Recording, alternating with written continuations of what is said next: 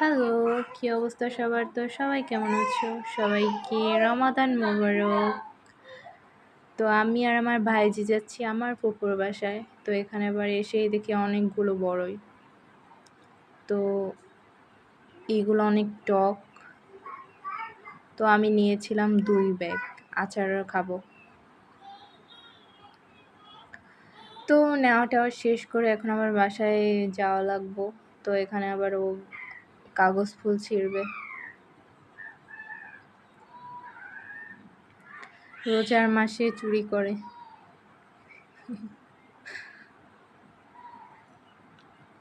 তো আমারে এনে আবার দেখাচ্ছিল যে দেখো ফুপ্পি কেমন। তো এখন বাসায় যাচ্ছি। সবাই ভালো থাকবে, সুস্থ থাকবে।